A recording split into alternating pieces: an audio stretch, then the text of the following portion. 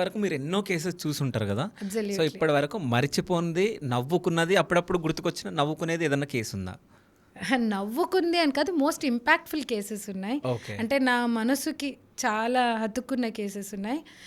There was a lady, like she was bedridden అనమాట. Physically challenged person తను. పుట్టుకతోనే తనకి కాళ్ళు చేతులు సరిగ్గా పనిచేయట్లేదు. She was having her own unique challenges, but mentally very very strong person. I appreciate her.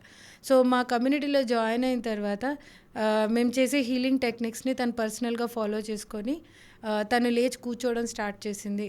And she mouth painting artist, నోట్ తోటి పెయింట్ చేసేది.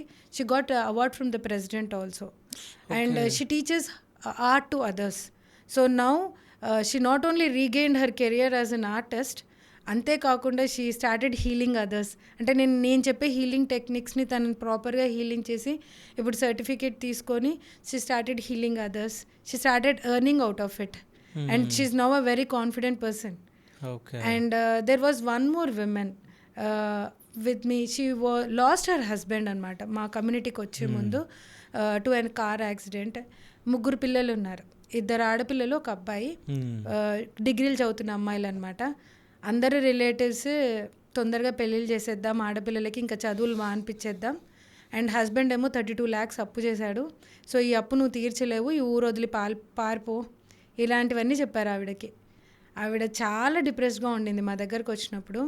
And with in 1 month she regained her confidence. ఆమె బిలీఫ్ సిస్టమ్ ఎంతగా మారిందంటే she started 3 business. ఒకటి వచ్చి బట్టల business, saris, ladies corner and food business. ఆవిడ ముందు అంగన్వాడీ టీచర్, ఇప్పుడు ఆ టీచింగ్ జాబ్కి తను రిజైన్ చేసుకొని షీఈ్ బీయింగ్ యాజ్ అ ఆంట్రప్రినర్.